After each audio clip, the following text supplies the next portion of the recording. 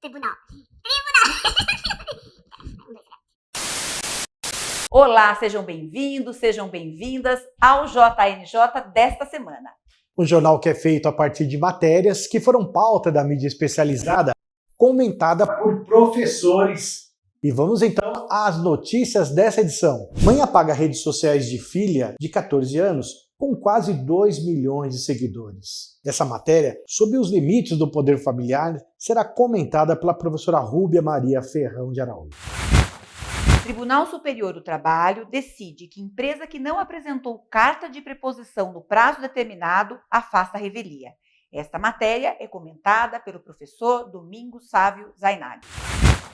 O Tribunal de Justiça de São Paulo exara o entendimento de que comprador de imóvel em leilão não responde por dívida de IPTU. Essa matéria, que envolve a prerrogativa do arrematante, será comentada pelo professor Georges Alexandrines. O Tribunal de Justiça de São Paulo nega registro civil tardio de casamento de bisavós. Matéria comentada pela professora Carla Matos. A professora Juliana Saraiva, que está no estúdio gravando conosco, comentará a decisão do presidente do Superior Tribunal de Justiça que afastou prisão, que não respeitou o entendimento do Supremo Tribunal Federal sob presunção de inocência. E o professor Filomeno, na coluna consumerista, comenta sobre a extensão da tutela coletiva a outros direitos. Nosso momento cultural vem com o professor José Augusto Altran com dicas sobre cinema, teatro, exposições e outros. Está no ar a edição 46 do JNJ.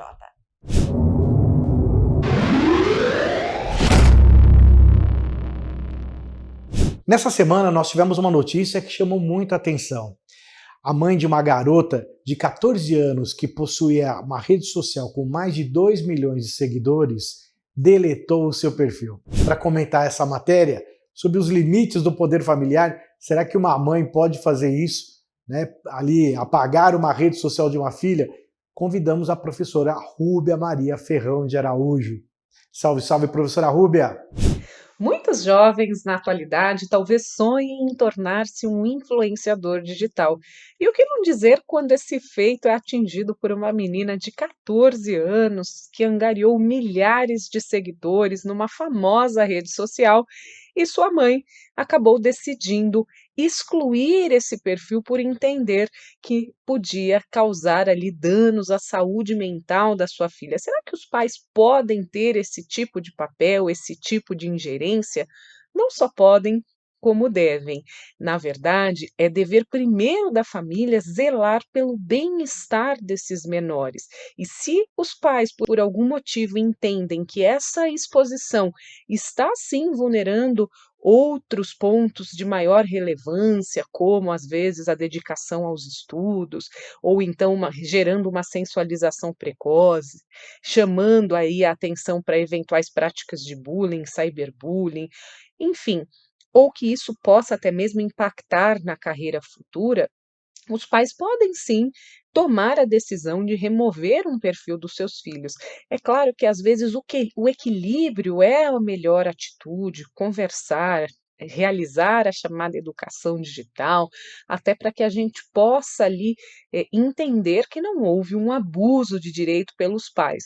Mas é importante saber que a maioria das redes sociais, embora imponha ali a idade mínima de 13 anos para uso, perante a nossa legislação, especialmente o Código Civil, os filhos menores, no caso os menores de 16 anos, eles são absolutamente incapazes para a prática dos atos da vida civil, devendo estar devidamente representados pelos seus pais. Então, cada família vai ter ali a prerrogativa de decidir o que é melhor para os seus filhos menores. Obrigado, professora. Um grande abraço. O Tribunal Superior do Trabalho afasta a possibilidade de revelia em caso de empresa que não apresentou a carta de preposição no prazo. Para apresentar essa matéria, chamamos o professor Domingos Sávio Zainag. Olá, meus amigos do jornal Neojus. Bom, tem algumas coisas, como a tal história que a jabuticaba é uma fruta que só dá no Brasil, que já foi explicado que não é bem verdade essa afirmação, que todo mundo fica repetindo, porque parece que na Argentina também tem essa mesma fruta, mas não estou aqui para falar de fruta, né? Tem certas coisas que só ocorrem no Brasil. Veja, o preposto está lá na CLT, que o empregador poderá se fazer representar por um preposto que tenha conhecimento dos fatos e o que ele declarar, o que ele fizer em audiência, responderá à empresa que nomeou a pessoa como preposto. O que aconteceu? Com o tempo, criou-se essa jabuticaba, digamos assim. Qual é a jabuticaba? A carta de preposição, que não existe em lugar algum da legislação. Mas é praxe. Digamos, o artigo 8º da CLT fala que o costume é fonte do direito. Mas é um formalismo totalmente desnecessário. Se uma empresa vai para uma audiência, alguém aparece ali como seu representante, está acompanhado de um advogado, o advogado entrega a defesa. O fato de não juntar a carta de preposição não vai acarretar, a meu ver, na revelia ou na pena de confissão, conforme o caso, né? Que me parece que a notícia mostra que o TRT da 9ª Região aplicou a pena de confissão e entendeu a ocorrência da revelia. Mas o que vem ao caso é se punir uma empresa, um empregador, por não juntar a carta de preposição e, em razão disso, perder a causa, ser condenado. É um exagero. Para que vocês tenham ideia, antes da reforma trabalhista de 2017, a CLT sempre disse: preposto é nomeado pelo empregador e suas declarações obrigarão a empresa. E quem é o preposto? O gerente ou qualquer outra pessoa. Assim dizia a lei. Veio o TST e criou uma súmula dizendo: o preposto tem de ser empregado. Ora, a lei não dizia isso. Precisou a reforma trabalhista dizer o que já estava dito. Quando diz gerente ou qualquer outro preposto, já qualquer outro, empregado ou não. Agora a lei diz, né, gerente ou qualquer outro preposto e não precisa ser empregado. É um negócio que eu costumo falar muito em sala de aula e em palestras, né? No Brasil não basta você explicar que água de coco é uma água que dá no coco. Você tem que explicar que essa água ela vem do coco, o coco vem de um coqueiro, e para ser uma água boa, tem que ser de um coqueiro da Bahia. Então tem que ficar explicando como ocorria num caso, os jovens a mais tempo vão se lembrar de um quadro humorístico da TV brasileira, que tinha um personagem que queria tudo muito bem explicadinho, tudo nos seus mínimos detalhes. E é o caso. Fez muito bem o TST afastar a condenação da empresa, devolver lá para a primeira instância para instruir o processo, porque ainda tem uma agravante, se vocês olharem com calma a notícia, a empresa juntou a carta de preposição, só que de forma intempestiva. Não causou nenhum problema, não tem nulidade, não tem nada. É um formalismo que não cabe, sobretudo na justiça do trabalho, que ela sempre foi uma justiça mais ágil, mais rápida e avessa a formalismos. Bom, vou eu para o meu formalismo do meu tchau, abraço a todos e até a próxima edição do Jornal Neojus. Obrigada, professor. O Tribunal de Justiça do Estado de São Paulo exala o entendimento de que comprador, ou seja, o arrematante em leilão, não responde pelas dívidas de IPTU que recaiam sobre o imóvel que era objeto ali do seu lance. Para comentar essa matéria, eu convido o professor Geórgios Alexandrides. Salve, salve, Geórgios! O arrematante responde por débitos de IPTU anteriores à arrematação quando esta responsabilidade consta do edital do leilão? Este questionamento está sendo analisado em alguns julgados pelo Tribunal de Justiça de São Paulo, que tem relação direta com a aplicabilidade do Código Tributário Nacional. E qual é a interpretação que o Tribunal de Justiça de São Paulo vem consolidando? Uma importante visão a respeito, primeiro, da força cogente da lei tributária, ou seja, não pode o juiz ou o edital ser contrários ao que dispõe o Código Tributário Nacional. E o artigo 130, parágrafo único do CTN, ele é claro ao estabelecer que, no caso da realização da expropriação do bem, no caso do leilão do bem imóvel, o produto da arrematação será utilizado para quitar os débitos de IPTU, ou seja, não haverá transmissão da obrigação para o arrematante. Essa é uma segurança jurídica para que as pessoas possam vir a participar de uma asta pública. Mesmo que o IPTU tenha natureza de obrigação propter rem, nós teremos essa desvinculação do débito até a arrematação para fins de ser extirpado daquela relação com o imóvel. O município ele tem totais possibilidades de não só ter a preferência de seu crédito analisada com base no concurso de credores, obviamente, como se não for totalmente satisfeita a obrigação daqueles débitos de IPTU, poder ir contra o anterior proprietário para buscar a sua quitação. Perfeito? E mais um detalhe interessante. O Código de Processo Civil de 2015, no artigo 908, parágrafo 1º, reforça essa subrogação legal para qualquer obrigação propter rem. Então, essa é realmente uma visão muito importante da aplicação do artigo 130, parágrafo único do CTN, e uma salvaguarda, uma garantia para os arrematantes que fazem parte aí de um investimento importante, saldando dívidas, fazendo com que haja a realização plena da justiça. Obrigado, professor. Um grande abraço. Tribunal de Justiça de São Paulo nega casamento tardio de bisavós. Esta matéria será comentada pela professora Carla Matucci. Olá, professora! Olá! Estamos aqui para falar de uma decisão que ocorreu no âmbito do Tribunal de Justiça de São Paulo, que negou o provimento ao recurso do apelante que desejava, sob a alegação de ter existido no passado um casamento religioso entre seus avós e que ele, de nacionalidade italiana, e ela, de nacionalidade brasileira, e que o reconhecimento da existência desse casamento religioso deveria ser estendido para dar efeitos e reconhecimento de um casamento civil entre ambos. E que essa certidão seria utilizada no seu processo de cidadania junto ao consulado italiano.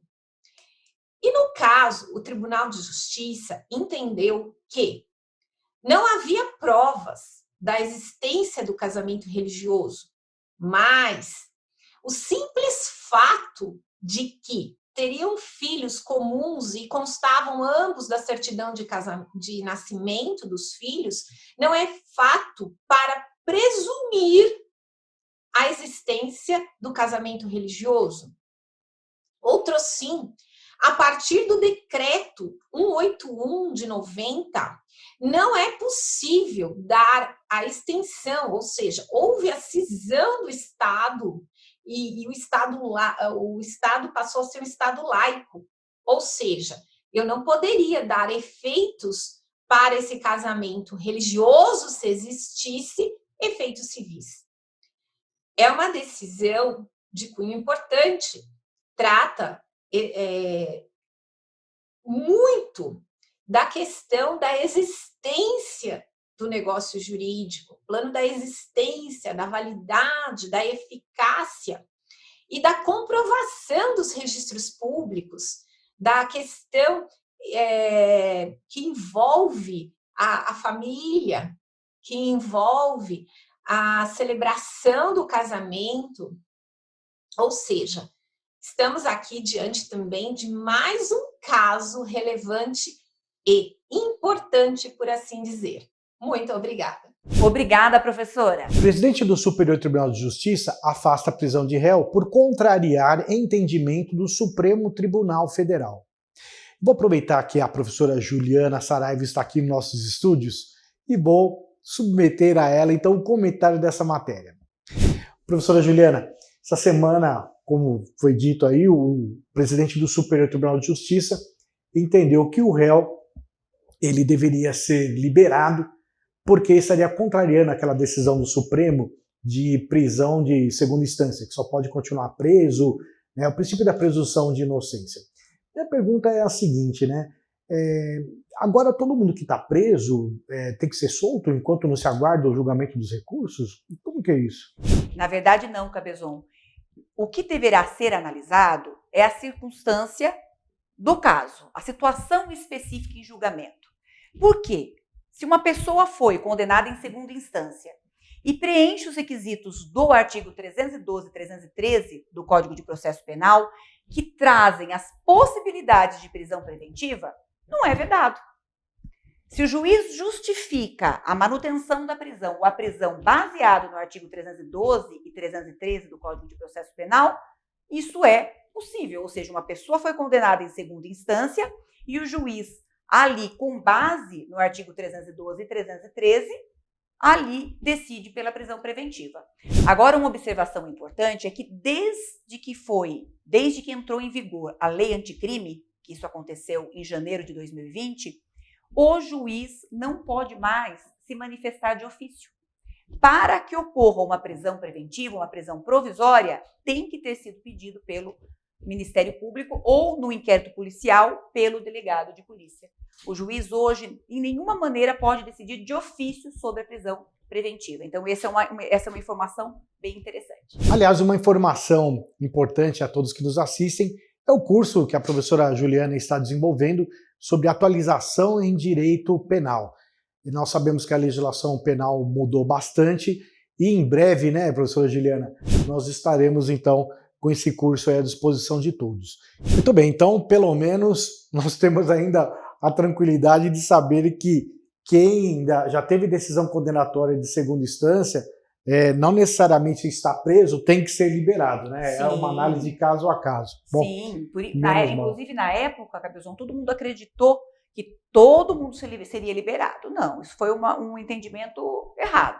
Seria analisado caso a caso. E vamos agora então para a coluna consumerista, os porquês e os senões do Código de Defesa do Consumidor, capitaneada pelo professor José Geraldo Brito Filomeno, que hoje falará sobre a extensão da tutela coletiva a outros direitos quando da elaboração do CDC e os seus vetos. Solta a vinheta, Bruno.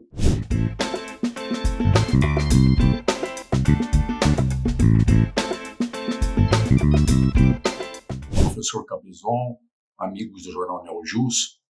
O nosso assunto de hoje, dentro da temática dos vetos opostos ao projeto do Código de Defesa do Consumidor, diz respeito ao que seria o artigo 89, ainda na parte do processo coletivo. Esse artigo dizia o seguinte: as normas desse título, a tutela coletiva, aplicam-se no que for cabível a outros direitos ou interesses difusos, coletivos e individuais homogêneos tratados coletivamente. Ora, o veto diz que a extensão dessas normas específicas destinadas à proteção do consumidor extensiva a outras situações, excede os objetivos propostos no Código, alcançando outras relações jurídicas não identificadas precisamente e que reclamam regulação própria. Nos termos do artigo 48 do Ato das Disposições Transitórias da Constituição, deve o legislador limitar-se a elaborar um Código de Defesa do Consumidor. Ora, é claro que já havia alguns interesses, mas ainda não tutelados adequadamente, e depois sobrevieram o Estatuto do Idoso, concomitantemente o Estatuto da Criança e do Adolescente, a lei que protege os interesses das pessoas portadoras de deficiências, etc., e outros interesses coletivos que podem perfeitamente ser tutelados mediante a lei da ação civil pública. Na verdade, esse artigo 89 nada mais fez do que fazer um cruzamento, até pela similaridade com a lei da ação civil pública, porque a lei da ação civil pública, nós poderíamos dizer, a lei 7.347, de 1985, é o guarda-chuva enorme, quer dizer, abriga todas as ações coletivas agora. E agora, com o Código de Defesa do Consumidor, também tutela aquilo que ainda não havia na Lei 7.347, que é a classe dos chamados interesses coletivos propriamente ditos e os interesses individuais homogêneos de origem comum. Então, na verdade, até o veto foi inócuo, porque aqueles que tutelam o Ministério Público, as entidades que defendem os idosos, as crianças e adolescentes, as pessoas portadoras de necessidades especiais, já aplicam, né, a Lei da Ação Civil Pública, e claro que esses interesses estão previstos expressamente no artigo 81, parágrafo único, incisos do Código do Consumidor. É isso por hoje. Obrigado pela atenção. Muito obrigado, professor Filomeno. Uma satisfação em revê-lo. Um abraço. E chegamos então ao nosso momento cultural com o queridíssimo Altran. Olá, as dicas de cultura para o NeoJus dessa semana são 3. A primeira delas é a roda gigante, que foi instalada no Morumbi Shopping. Ela tem 35 metros de altura, ela já foi instalada em alguns outros locais de São Paulo, mas agora de uma maneira inédita, toda decorada com motivos da década de 40, inclusive com algumas cabines que você pode levar o seu pet para passear na roda gigante, né? Existe também gôndolas VIP, onde vai ser servido champanhe, salgados, enfim, algumas castanhas, para que você possa degustar essa viagem aí de uma maneira mais confortável. A segunda dica fica por conta do pintor holandês Mondrian, a exposição que se chama Mondrian para crianças. Sons, imagens, efeitos especiais com entrada gratuita das 12 às 20 horas no Shopping Pátio Higienópolis, mediante agendamento, né, no site do shopping, e fica até o dia 8 de agosto, ok? A terceira dica fica por conta da Orquestra Tom Jobim, no Teatro São Pedro, que vai ofertar no dia 30 de julho e 1º de agosto. Esse teatro fica lá na Barra Funda, né? Então, esses 2 dias, rock, né? Clássicos do rock tocados por uma orquestra, então, incluindo David Bowie, Beatles, Jim Page, Nirvana, entre outros, ok? Então, uma boa diversão, uma boa semana para todos aí. Um abraço. Formidável, Altran. Muito obrigada. Bom, nós queremos agradecer a vocês pela paciência, pela companhia e pela audiência. Esperamos vê-los na próxima semana, na qual nós teremos aqui algumas modificações a serem implementadas ao nosso jornal. Eu agradeço também a presença de todos e todas e até a próxima edição.